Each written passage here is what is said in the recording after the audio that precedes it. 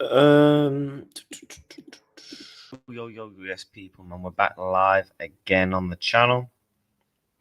Hope everyone's well, man. Hope everyone is doing well in today's stream. Yes, we're back live. We're gonna be live for about an hour and a half today. So it'll be a decent length stream. We're talking Ekitike, Isak. We're talking everything to do with Liverpool Football Club. I'm also going to be speaking about our features, and I also want to do like a review of the season so far in the 3 games. Look, the international break is dead, man. Like, it's so dead. It's more dead than a graveyard, honestly. Right? But we got to deliver the content. We've got 2 good videos coming out in the next couple of hours. That's going to be around, well, I'm going to predict the next 5 Liverpool games.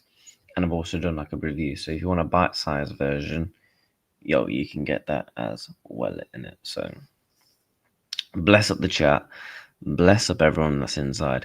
Make sure you're hitting the likes as well, man. We're trying to aim for 20 likes in today's stream. Big up to Jacob, man. Hope you well. Reacts, yo, big up, man. Bless up reacts in chat. Big up Katie. Big up VVD4. Hi reacts. Apparently he's actually get his first start on game week 6 or 7. Well, yeah, we're going to be talking about all that. I think how we're going to dive into it is we speak about the Ekitike Isak situation, his quotes, and then we'll kind of swiftly go into who should start the next couple of games while giving a review of the season so far. So, yeah, that's the plan for the content today. So this is what Ekitike has had to say on the Isak situation, which I find interesting. When you play with the best teams, you inevitably expect to be competing with the best players. Isak is a player I used to watch, so seeing him arrive is a pleasure.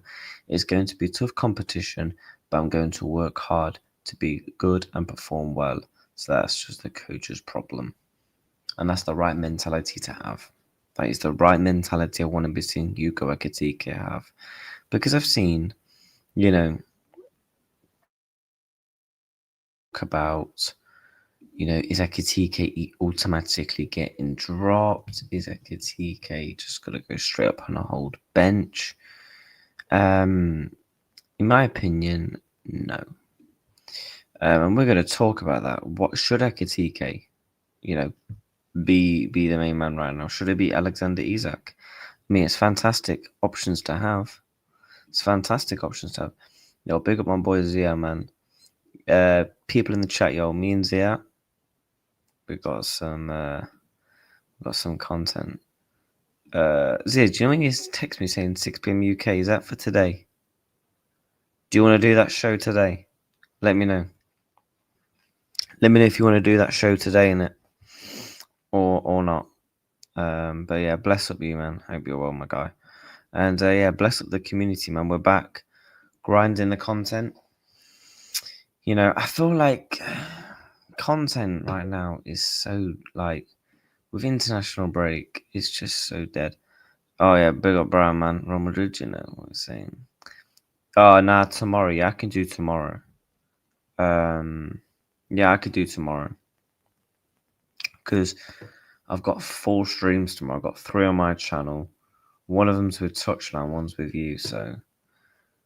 Yeah, international break, man, is just so dead, man. International break is so dead. It's actually painful.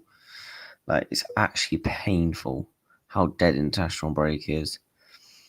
Because I feel like when the season starts, once, like, the season's, like, halfway through the season, you kind of got a lot more to digest. We've got 3 games. We've got 3 games to digest.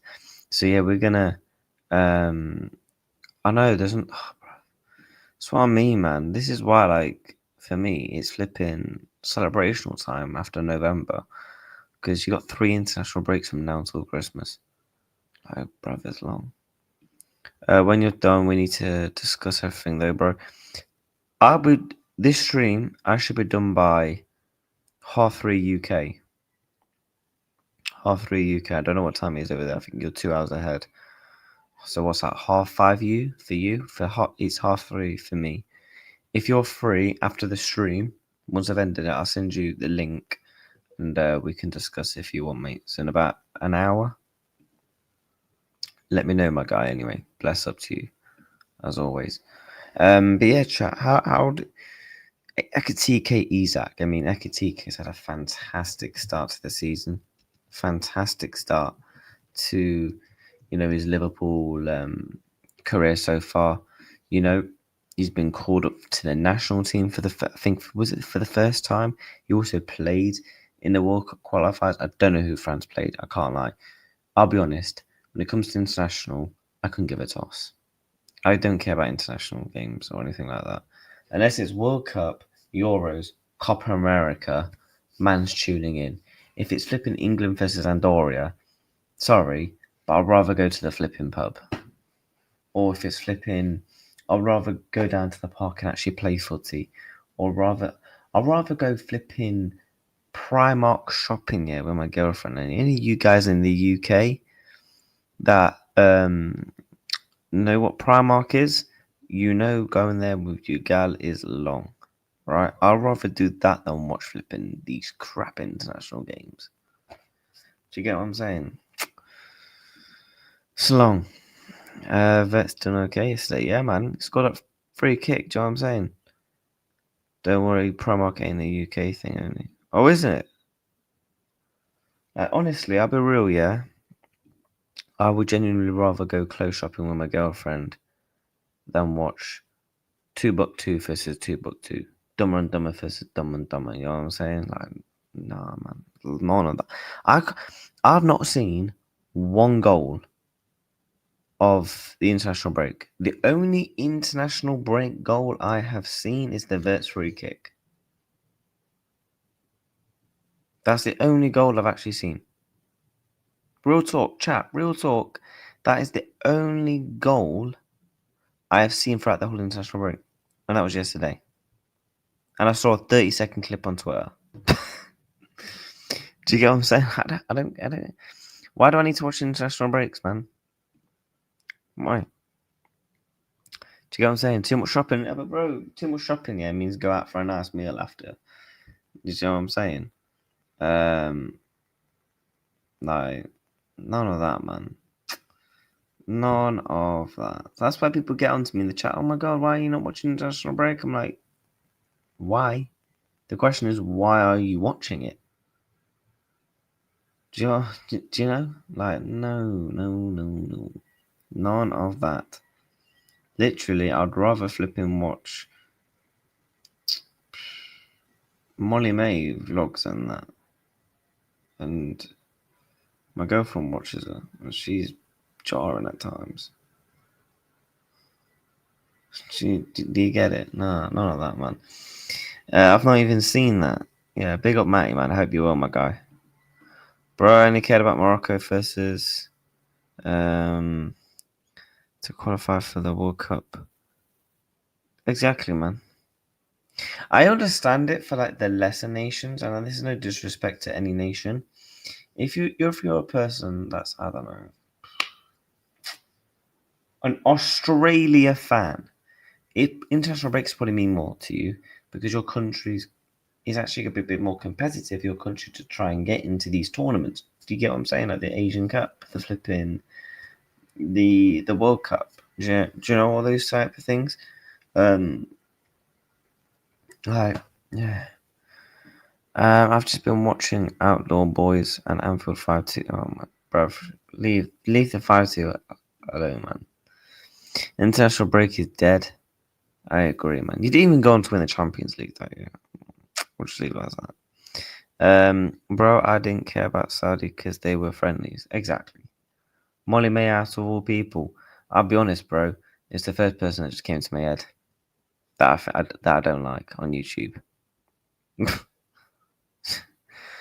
Next one I have to care. Exactly, man.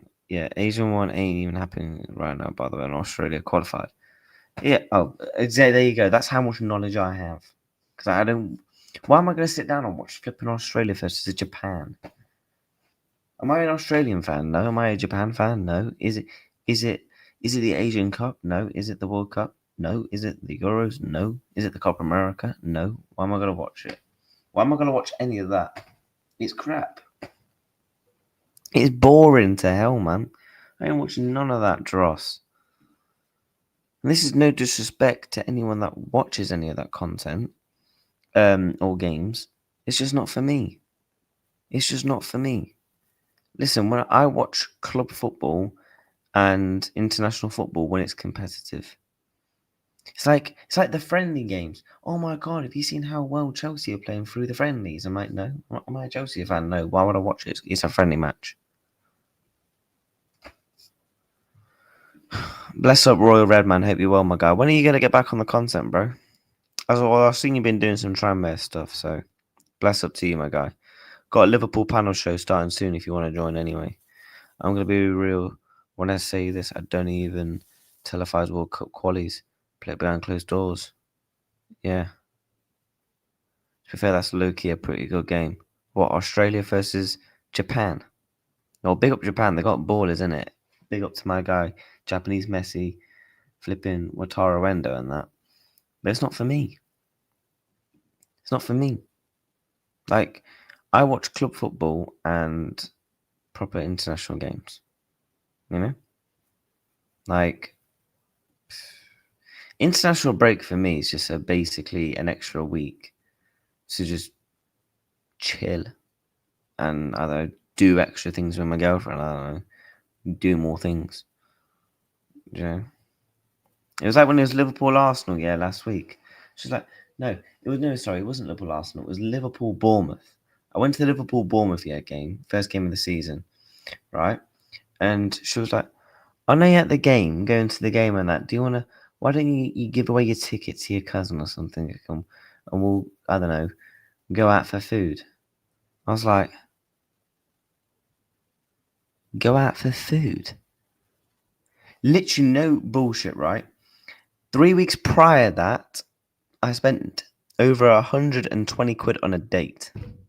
Let's go out for food. 3 weeks ago, I just took out for a fucking date. I also spent close to £1,000 on going to the boxing in July. We got good seats at Wembley. We paid for the box park stuff, hotels, the actual fight tickets, and obviously drinks. Any you man that's been to Wembley, you'll know drinks are not cheap. You only get 4 pints for 30 quid. So, yeah. Nah. But, yeah, it's long, man. To be fair, that's long, yeah. And, yeah. That's why for international breaks, I'm just going to chat with the chat and chat about the Reds. Good to hear, mate. Yeah, I'm sound. Cheers, mate. I've just preferred doing Tranmere content currently, but I'll definitely do Liverpool content again soon. Yeah, fair enough, man. Bless up for that, innit? Good luck with that as well, because I suppose doing clubs outside of the Premier League, it's kind of hard to grow, especially in England. Do you get what I'm saying? Like, let's say if you're, I don't know, I'm just gonna think of a random club. Accrington Stanley content creator, for example. I bet that's like a proper graft to grow content, because obviously the fan base ain't as big, and obviously you're only really gonna have like League One, League Two, Championship fans, like EFL fans, that are really gonna follow. You're not gonna have like a Real Madrid fan. Big up to Brian and that. Big up to Brian. I don't know, Brian might watch Accrington Stanley games, but let me know, Brian. Would you tune into an Accrington Stanley content channel? That's why I say, do you know like these EFL fans that are content creators and they're actually like really big? Yo, fair play, man, because it's a hard graft. Only summer football I have ever enjoyed was this year's Club World Cup, and that was because it was free to watch and Madrid were playing in it. Yeah, big up Grimsby Town, man. Yeah, big up Grimsby Town and every time. Yeah, United can hold that. United can hold that. But it's like when Liverpool come back, well, actually, we're playing this weekend. Actually, that's why the content is going to be flying. It's going to be like starting a new shop. You're dishing out the flyers and that. you come in for your taste tests and all that. The content from this week and to the end of the season is going to be insane. It's going to be insane. There's some ideas that I've got, that are nearly published to be able to go out on the channel. The content, and we're starting off this weekend with a 24-hour stream. 24-hour live stream. I've got a man in the chat saying, if you fall asleep, I'm clipping you up. Bless up the Red Bull. It's going to get me through, innit? Big up to Darryl, mate. It is hard due to how small their fan base is, but it is. I'm growing audience to do EFL and Prem viewers. Exactly, man. So you're kind of covering you're kind of like an English football fan content creator then. It's like you do EFL plus Prem. Do you get it? Big up to Brian, man. UCL football too, man. I can't wait. So many good games first two weeks. Yes, I'm gonna try. And when's the first game? Is it next week? By the way, I think the Champions League. I'm sorry. I know we haven't talked football yet, but I'm just talking to my chat. Is the Champions League next week? Oh my God, it's next week. The Champions League is next week. I thought it was the week after. Oh my God, we're eating good. Yo, Bilbao. Come on. Yo, next week we got some good games. Oh no. There's actually good 8 o'clock kickoffs as well, because I find out tomorrow if I'm going to be going to the Atletico Madrid game. Oh man, why couldn't they put Bayern Chelsea on the night before? I'll do a watch along to that. Bless up Zia, because we're starting a show. Medical. We just need the medical to happen now. And me and him are gonna start doing content. What's Thursday's games? Wait, Champions League's on a Thursday this year. What? Why is there no Europa League?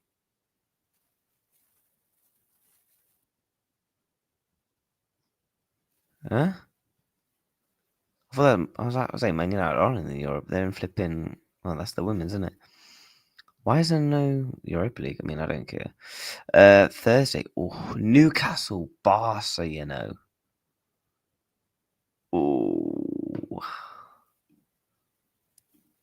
man, we've got. It's the derby as well. Obviously, this weekend you've got some good games in the Prem. Arsenal, Forest. London derby. Sunday you got the Manchester derby, Burnley, Liverpool. Oh my days, I can't wait. This is what I mean. This is what proper football's about. Flipping. None of this flipping. 2-2 versus 2-2. Like, who cares about that, man? Bless up Brian, man, for your £1 donation, mate. Hope you're well, my guy. Atletico's at home. The fact that Champions League's on next week.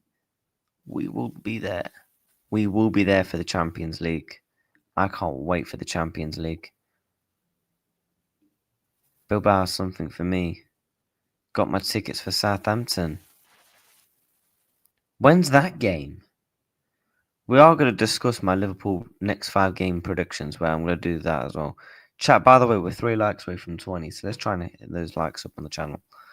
This is episode 2 of the Liverpool podcast.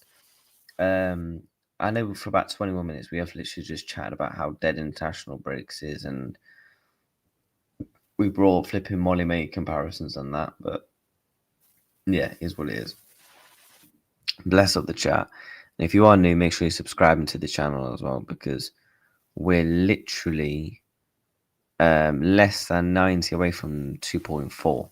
So we're trying to get to 2.4 by the end of this month. We want 3K by the end of the year. I believe I could probably get more than 3K by the end of the year, But I want, for me, the goal is 10k subs. 10k subs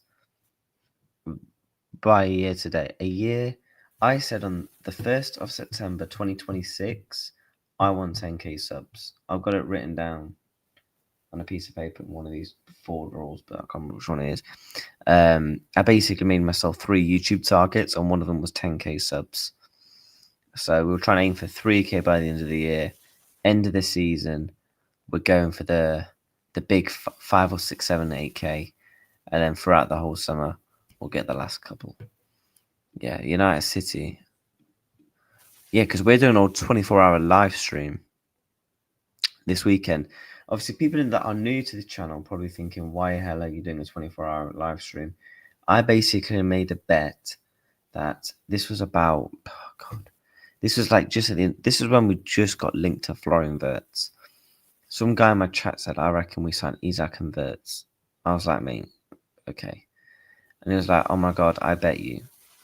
I was like, fine. He donated a super chat. He's like, if I donate you a super chat, you have to do a 24-hour live stream. If Isak signs, I think his name was like Jack Summit.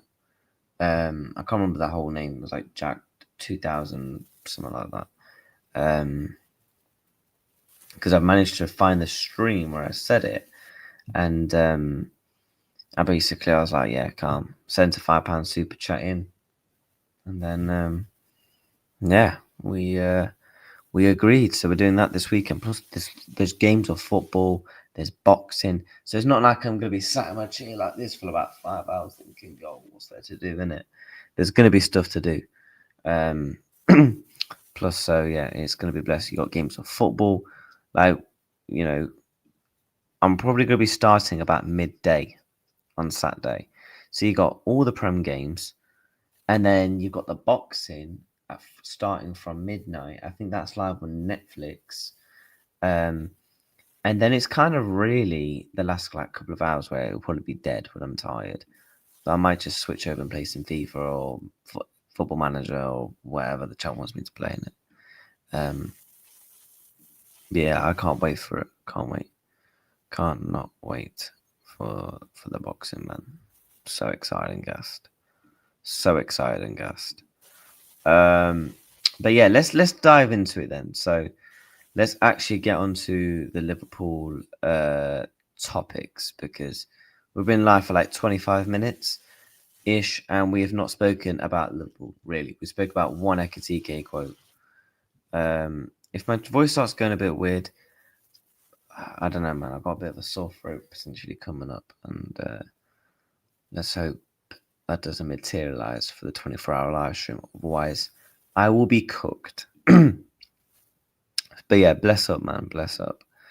So yeah, this is what Ekitike again had to say. I'll read out for you. So Ekitike on Alexander Isak signing. When you play at big clubs, you expect to be in competition with the best players. Isak is a player that I watched so far. For him to arrive is great. It will provide tough competition, but I'll focus on being good and performing well, so that it is just the manager's problem. My life has changed. It is big transfers. I watched them 1,000 times more before, but I take it as a positive. It is the position I want to be in. When you have these kinds of standards, you have to show that you deserve your place here and continue to perform. It is the position that I like to be in, and I want to keep it. This is the player I want at my club, man. This is the mentality I want to see. This is a mentality I want to see at my football club, because this guy is ticking all the boxes. He's had a really, really good start to his Liverpool campaign. So far for Liverpool, I think he's played 4 games, 3 goals and an assist.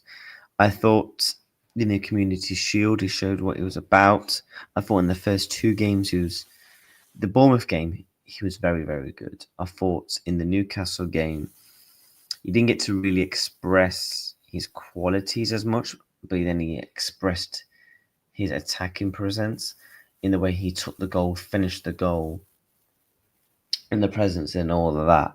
To be fair, we did get heavily dominated, so he didn't get to show his qualities. I thought against Arsenal, didn't really receive much of the ball.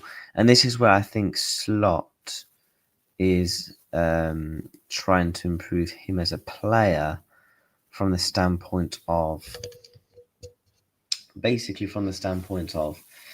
you know, you have to think of this, right? He's questioned his off the ball. I think Slot mentioned in a press conference or a post-match interview, talking about his movements off the ball and his work rate. For me, it's not really a concern because I think Ekitike has those traits and attributes. I think he has the attributes to drop deep and win the ball back. There was a couple of times when we haven't got the ball, where I'm like, Ekitike, can't you just drop back and try and win the ball, and then you can then release the ball, and then get back into your attacking position, and then we can get on with the game. Because I do think at times he can. I'm not trying to criticize him. One second, chat. I'm not trying to criticize him, but there's times where I am like, can you like not work off the ball, mate, and try and get the ball back, show off your other talents and traits, because I do think he has the ability to drop deep and receive the ball. I do think he has the ability to be able to create chances from deep. From watching bits of him at Frankfurt and in the little bits of bobs we've seen of him at Liverpool, but it's certainly going to be interesting to see how Slot's gonna materialize him into his own forward, because I mentioned this at the start of the summer. We've not seen an Arne Slot signing. Now, yes, we've made a bunch of brand new signings, but we've not yet to see what Slot does to all of his own players that he wanted to join the club, i.e. Ekitike. I now got the hiccups, great. But this is a player that's got the right mentality. This is the mentality I want to see, and I want to see this on and off the pitch from all our players, because it's what I want to see. Simple as that. And now the fact that he's had his first international game call up, which I think's very, very good. And he's doing all the right things and bobs. And people talking about, does Isak start straight away for us? No. Isak's not had no minutes yet, even for Sweden. So for Ekitike to be holding bench straight away would be very unfair to say he's actually been very good. Even if Ekitike hadn't scored his first goal for the club, I still wouldn't start Isak straight away, because we've got to mould him in, we've got to materialise him in. This is a guy that's not played.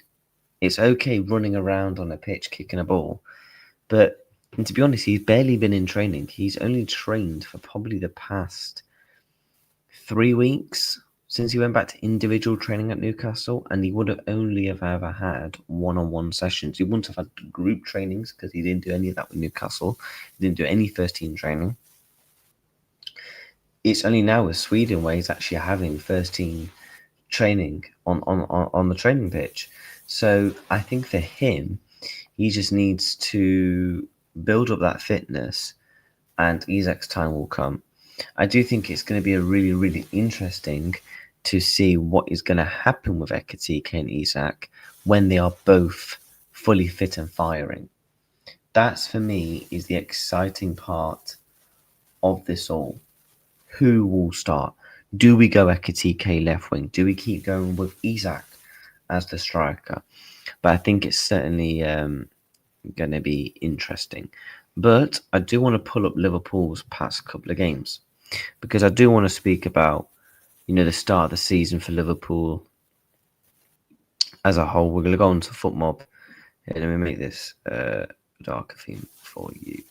So as you can see, these are the stats for us so far this season. Obviously, the ball means 2 goals. The boot means the assist. And also you can see their overall average ratings. I'm going to be going through all of the players one by one and our fixtures. I think it's best to start off with the fixtures. We'll start off with the Bournemouth game. So obviously this was the Bournemouth game. It was a It was a 4-2 win for Liverpool. We'll go to the lineups. This was the lineup that did end up playing: Alisson, Frimpong, Konate, Van Dijk, Kirkis, McAllister, Szoboszlai, Salah, Wirtz, and Gakpo and Ekitike. I was thinking the old first game of the season, strong lineup. And obviously this was the bench, and obviously there were players that didn't materialise to come onto the pitch as well. For me, I thought we was very good in this game. Going forward, again, just carrying on from last season, the way that we're just able to score goals. Scoring 4 goals against Bournemouth is very, very good, because this is a very, very good Bournemouth side. And I know they've been depleted from injuries, from summer sales as well. You know, like they have lost a lot of players, the likes of Huijsen, Kerkez, Kepa. You know, they've lost a lot of their big spine, you could argue, at the back, especially the way they build up from the back as well. You know, Huijsen with that ball playing centre back in there. I thought Kepa was actually very good for Bournemouth. And obviously their left back in Milos Kerkez, who now plays for us. But all in all, on Liverpool against Bournemouth, I was happy with the performance, but obviously defensively, we was like, whoa, okay, this is a concern. This is a concern. Now, Szoboszlai was actually in midfield that game. Obviously, Frimpong was at right back. For me, all in all, I thought it was a good performance. I thought Cody Gakpo just proves how much of an underrated player he is. He got a goal in this game. He had 3 shots. He was getting into good positions. Ekitike was brilliant. That goal, oh my days, does the shummy, takes the touch, and then takes another further touch, and then just places it. Oh man, the ball was, and to be honest, that's where I go back to Ekitike's football fundamentals. I think he's got very good football fundamentals, because the reason as to why I think that is because the way he's able to move on and off the ball to try and get into those positions. I think he's got a very good first touch. I think his finishing is being proven to be, he can finish chances, because that chance against Bournemouth is not easy. The chance against Newcastle is not easy. Do you get what I'm saying? And for me, he was brilliant. Obviously, Florian Wirtz made his Anfield debut. Salah was dreadful in this game, but again had 3 shots, got a goal, and he walked away with that continuous records of what's scoring on, getting a goal or an assist on the opening day of the season.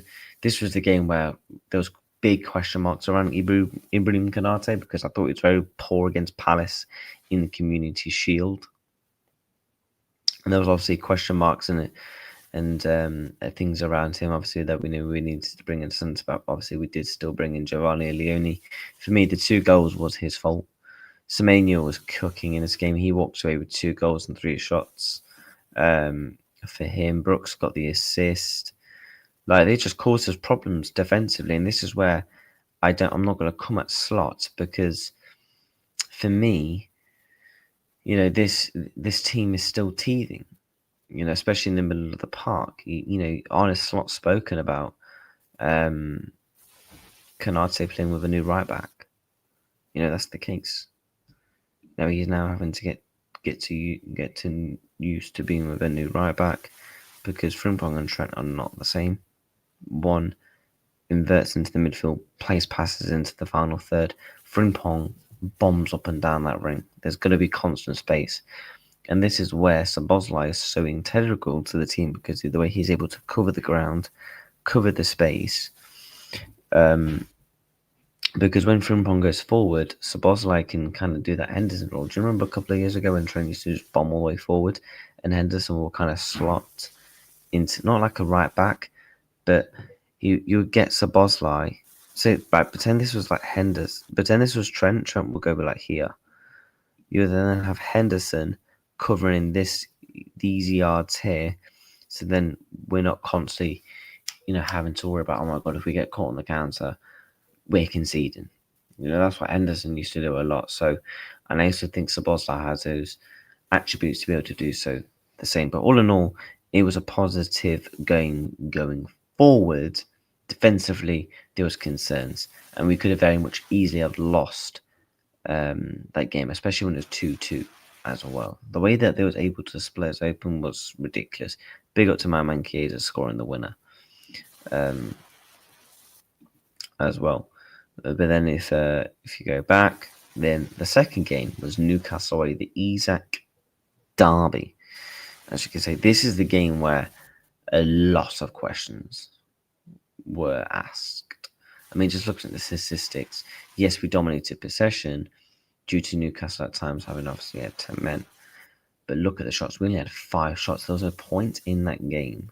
We didn't have a shot from the beginning of the second half until when Rio Ngamoa scored his first goal. This was obviously the team. So bars like Rabat, Konate, Van Dijk, Alisson, Jones, Gravenberch, Salah, Vert, Agapo, and Ekitike. The players that came on was Bradley, Chiesa, Elliott, Ngamoa, and Endo. Big up Endo, man. Big up Rio, man. Obviously, he scored the winner. What was frustrating about this game for me wasn't just the performance, the fact that Newcastle managed to dominate us with 10 men. Normally 10 men is difficult to play against going forward, not defending.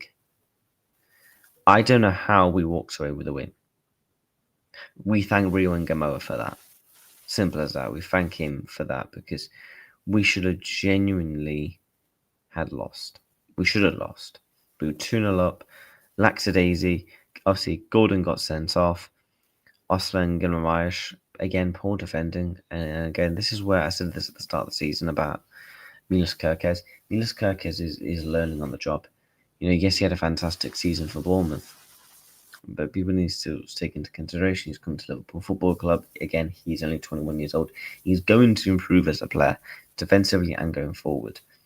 We didn't concede that goal if he just stands up tall and just uses his physicality, because he clearly does have the physicality. And, you know, you look at Kerkez so far this season, for me, going forward, he's been good. I think defensively, I don't think he's been as bad as people make out. It's just 1 or 2 areas where I'm like, why are you doing that? The Bournemouth game, just going and sliding in with a tackle out of nowhere. Just a lack of experience there. The goal that was at fault for Newcastle, just stand up tall, use your physicality. We don't concede that. Stop. Then obviously Newcastle managed to get the momentum. From that standpoint of view, I think in that game we missed someone like a McAllister who can actually get on the ball and keep the ball, rotate the ball. You can actually, you know, keep us calm or when in possession. And obviously, you know,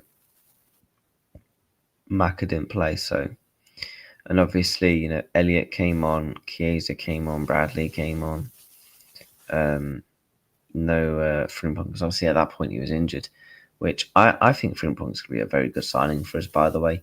Obviously, we've only seen 1 game from him in a senior Premier League shirt, so yeah. Konate, again, big question marks, picked up a yellow card very early on. Gravenberch picking up a yellow card, and what a goal that was from Ryan Gravenberch. Just, yeah, pick that out of the net, Pope. Pick that out of the net, I'll tell you that. Pick that out of the net. And Cody Gakpo, again, just proving his underratedness. Again, picking up 2 assists and picks up an 8.6 rating as well. I thought Gakpo, I think for me, Gakpo's so underrated. You know, at times, you know, yes, I get it. You can ghost and be Casper the Friendly Ghost and just like, okay, where the hell are you? But the guy does pick up goals and assists. The guy does prove in his individual performance. The guy does have an effect on the team at times. You know, and obviously he also got the assist for Ekitike, which again, oh my day, what a finish. That goal was very similar to the goal Newcastle scored against us in the cup final. Very, very good. And obviously Mo Salah, he got the assist for the Rio and Gamoa goal. But obviously, again, there was, you know, massive, you know, question marks after this game again because of how poor we was defensively and just the way we wasn't able to keep the ball.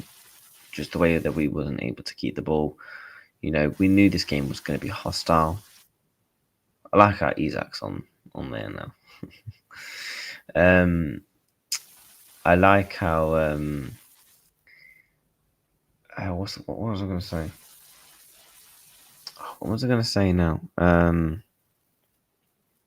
Completely lost my train of thought. We knew the game was going to be hostile. There we go.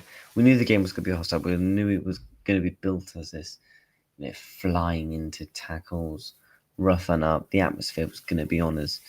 Liverpool just needed to play the game, and we beat Newcastle, because that team compared to Newcastle, especially in attack, we beat them. Defensively, we beat them.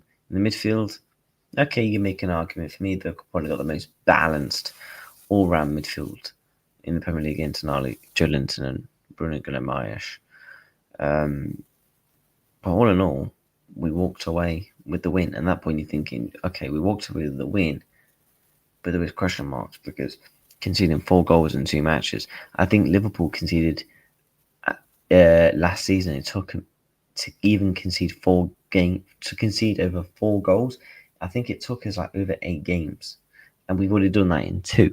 So there was always going to be question marks. But at the current state of time, I'm still going through the teething process.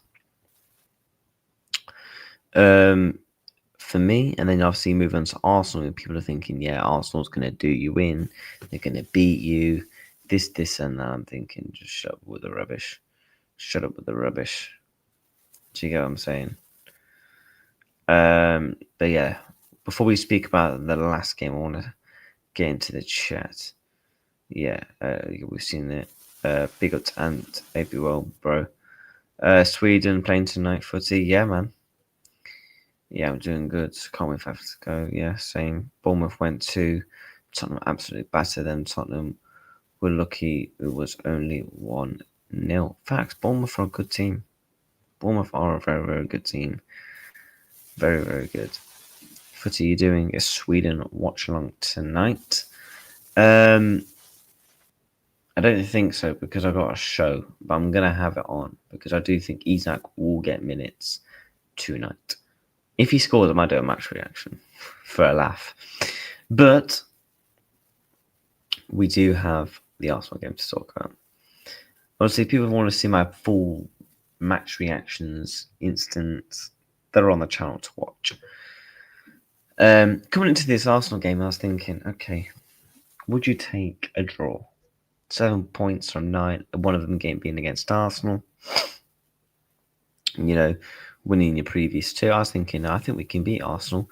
People in the chat will know I called 1-0, and I also called Konate will put in a very good game despite having a 6.9 match rating.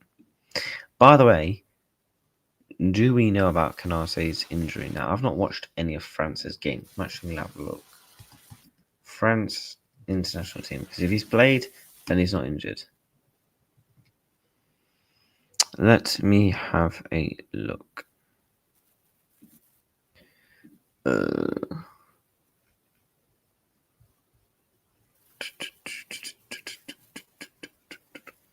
Okay, they played Ukraine. Let's have a look at the lineups. Konate played. Okay, he's not injured. Calm. Coming into this Arsenal game, I was actually very confident we can actually nick something. 1, because the Anfield crowd I knew was going to turn up. 2, Liverpool turn up in big games. Liverpool was not going to play as poorly as Bournemouth and Newcastle at home, especially against you could argue maybe an informed Arsenal. You know, scoring 6 goals in 2 clean sheets, back-to-back wins, on a momentum high. I was very confident that Liverpool actually would win this game. Hence why I did predict a calm, collective 1-0 win. And I thought it was very, very good. I thought, for me, the reason as to why is I looked at the predicted Arsenal 11 team. Now, see, this was the team. Raya, Timber, Saliba, Gabriel, Calafiori, Rice, Zubimendi, Madueke, Marino, Martinelli, and Gyökeres. I know for starters, at 5 minutes, Saliba going down, there was confidence in our team to score. 1, even though I do think Gabriel Magalhaes is better than Saliba, but naturally the confidence and the presence in your team is going to drop because you're losing one of your best players on the pitch. I looked at their 3 attackers, Martinelli, Gyökeres, Madueke. Madueke is bang average. Milos Kerkez and McAllister and Van Dijk should be able to deal with Madueke. Martinelli is in dross form, up against a big, physical, in-form Dominic Szoboszlai. Gravenberch also helping out as well. I was confident we can get the job done with him. And then when it comes down to Victor Gyökeres, how many times have I said this? Victor Gyökeres, Van Dijk and Konate, that's their bread and butter. Playing against defenders like Victor Gyökeres, playing against defenders like Erling Haaland. Hence why we have very good respected records against these type of strikers, because we like those big physical strikers that are trying to get in behind, because we know, one, we'll play the offside trap, two, we know we can actually beat you for pace and physicality as well. That's why I fancied our chances against Victor Gyökeres, and plus, to be honest, Arsenal are going through their teething moments. They're finding it hard to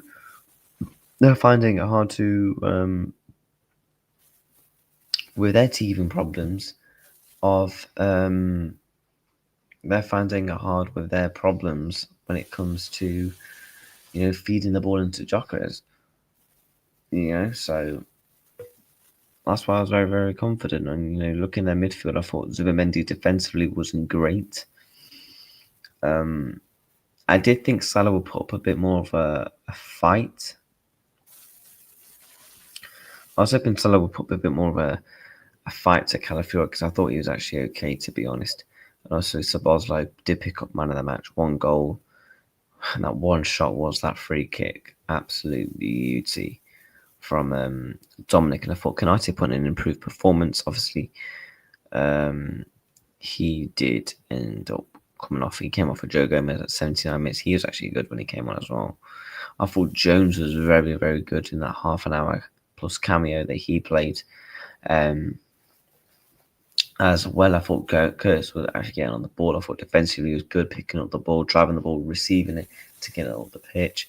I thought he was very, very good as well. And obviously, the players that didn't come on as well. I thought we could have maybe brought on someone like Rio and Gamal, because I think we could have actually caused problems for the likes of players like Mascara who came on, challenge him as well. And obviously, they had a couple of players that did come on as well.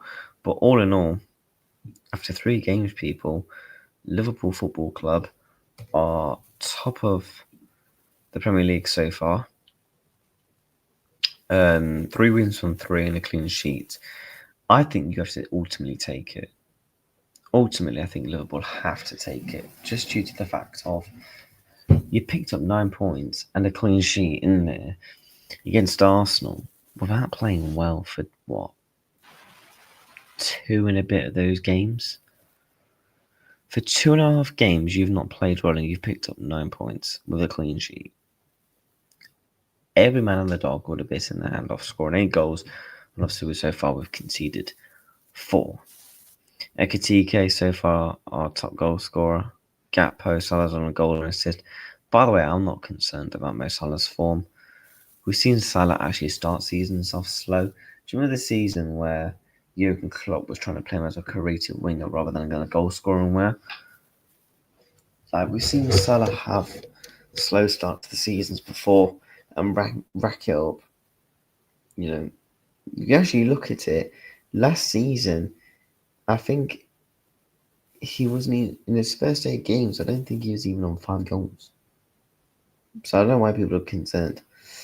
Really, really don't. But obviously, we go to our fixtures now. We've got big games coming up. Burnley, Athletic, Everton, Southampton, Palace. Do I think Liverpool win all 5? I actually do, chat. I actually think we win our next 5 games. This is the start of the run-in for us now, because you got the likes of the Carabao Cup. That's why I put in the title on the thumbnail. You got the Carabao Cup, the Burnley game, Atletico Madrid and Everton. You're going to be playing a Burnley side who are, where are they so far on the table? 14th. They've won 1 game. It was against Sunderland 2-0. They lost to Tottenham 3-0 and Man U 3-2. Respectfully, we should be beating Burnley. Atletico Madrid. How have they started their season so far? So they lost against Espanyol, 1-1 against, I don't know how you pronounce that, Elk, and then Deportes Alves. Like, they've only won a game. We should, at Anfield, our back is against anybody. Literally anybody, our back is to win. And we should be winning, in my opinion. And that's a fact. Right? You then go into the derby. The top, out of our 1, 2, 3, 4, 5, Everton's the toughest game. They've been in good form so far. Jack Grealish is playing well. He's loving his footy so far. For Everton, they've picked up a win against. So they've picked up a win against Brighton, beat Mansfield in the Cup, beat Wolves. Why is it saying they've only played 3 games? Why is it saying that? Why is it saying they've only played 3 games? Huh? Oh, and they lost to Leeds 1-0. They lost to Leeds 1-0. They're coming in form. They've played well at home so far. Jack Grealish is playing well and Dye's cooking. They're certainly gonna be a tough game. We know how the derbies always is, especially at Anfield. So for me, we should. Again, I fancy this to be if this is at their new ground, I'll be thinking, Lord help. Southampton, the cup, it should be a relatively just a win for us, to be honest. Rotate the side and get the job done. Crystal Palace, the Gehi derby, that's obviously away. And then obviously that you got the likes of Galatasaray, Chelsea, and after that you got the likes of Man U. But running up to the next international break. How many games have we got until the next international break?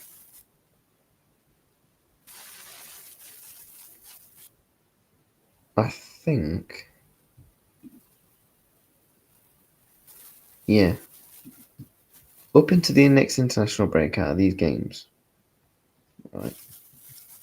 Out of all these games, win. I would take a draw at Stamford Bridge. I actually don't even think that's even mad to say that Liverpool could win 6 out of the next 7. 6 out of the next 7. 3 of them being in the Premier League. 2 of them being in the Champions League and the Cup. You gave me that, I'm snapping your hands off. And this is where it can put us a nice little lead in the title race. Because we're already 2 points ahead against Chelsea. Who were their fixtures up into the Chelsea game? Brentford, Man U, Brighton. To be fair, Chelsea might win all their games up until us. That's why we need to win our games. Let's have a look at for Arsenal. They've got Forest again. I think they'll beat Forest, but it's not easy. Bilbao, Man City, Port Vale. Okay, cool. And then their Chelsea game is the West Ham game for us. I think they could potentially. I think they drop points to Man City and Newcastle, and they beat Forest. So that's potentially 5 points. 5 points from 9. That's already a 4-point lead. We could be 7 points ahead by match day 7.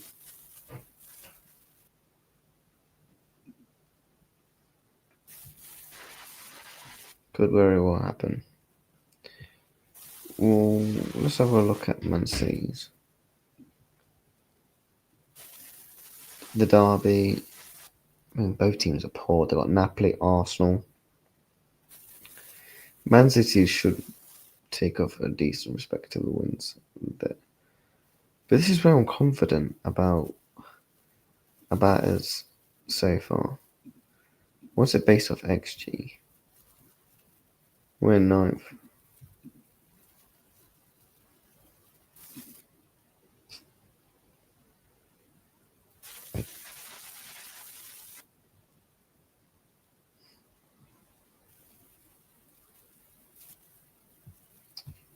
Fair enough. But no, chat, this is where I'm confident, man. This is where, us as fans, we should be confident. Bigger footy in the chat, people as well. I'm doing well, mate. Doing well. Hope you're well, my guy, as well. Hope you're doing fantastic. But chat, this is where we should be confident. Please tell me where we drop points. This is the run in to the end of the next international break. I think genuinely we beat Burnley. We beat Athletic, Anfield in, Champions League first game. We're going to be up for it. The derby, I do think it'd be tough, but I think we'll just get past. Southampton, rotate and win. Palace, I think we can win. Galatasaray, we play the game, not the occasion, we win. But I'm so gassed. And 3 of those are away. Sorry, 4 are away, 3 at home. We should be winning our home games, no matter what, in my opinion.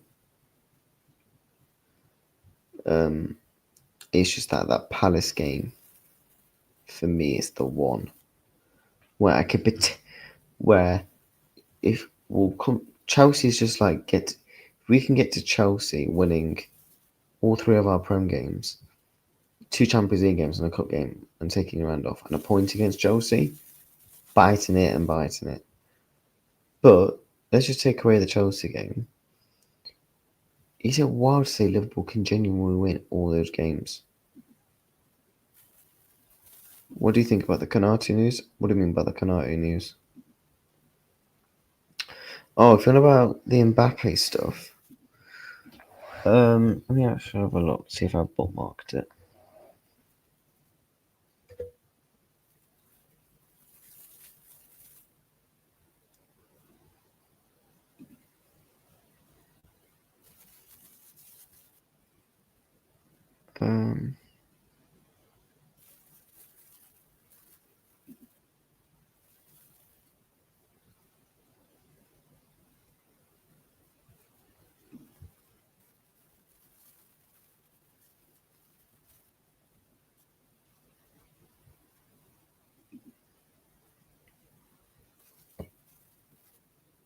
Oh yeah, I've seen the Canati news. Yeah, we'll talk about that before we end the stream. Oh fucking hope not. Otherwise, you'll be joined us around as well. But yeah, chat. Let me know how many wins are we picking up. For me, we win all those games.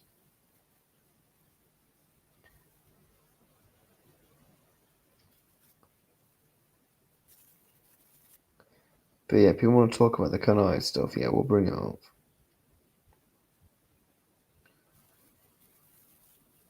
This is what people are talking about around Canati. This is what his came out and said. Mbappe is pressuring me to join Real Madrid. He calls me every 2 hours.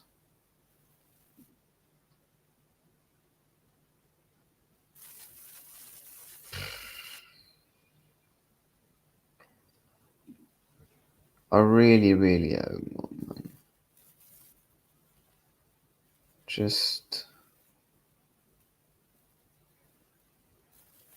And obviously Fabrizio did say discussions between Liverpool and Ibrahim Konate over a new contract are still ongoing. He's on Rodgers' list of targets as a free agent transfer for next summer. Buckle up. Yeah, Gala away. It'll be if we play the game, we win, not the occasion. As long as we play the game, our fancy is to win, in my opinion. I do.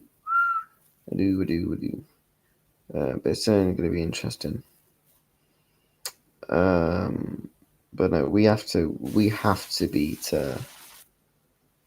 We have to win those games, man. I really hope. I feel like I might do a video on it. I've got to do a video on it. Chat, I'm gonna record a video on this because this is man.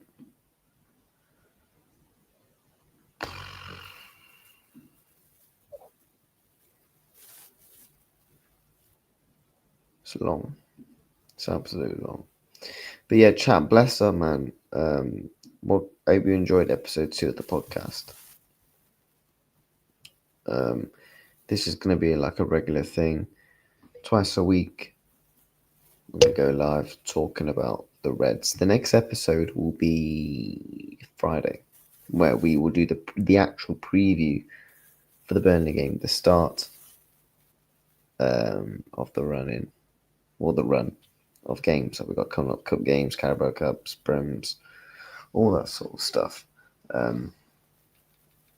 But no, Liverpool are back this week. They are playing Bournemouth, and yeah, it's exciting times. Exciting times to be a Red. Despite people talk about the form that we're in, and all those things. So look, we just got to get the job done, and yeah, I'm very, very excited to watch Liverpool again. But yeah, we spoke about smash the likes and subscribe and every time. If you're watching back on the replay as well, we spoke about our form and stuff like that. And obviously the next 5, 6, 7 games, they're big games. But I expect Liverpool to, do well and come out with flying colours. Fingers crossed, touch wood. And yeah, content you got coming up. I am going to be doing a video, bite-sized version, predicting the next 5 games with score predictions. And I'm also going to be doing a Canate video now as well. Now I've just seen this about the contract stuff. So yeah, bless up, chat. We're going to raid you with... Who should we redirect to? We'll raid you Touchline Facts. They Footy Reacts raid, isn't it?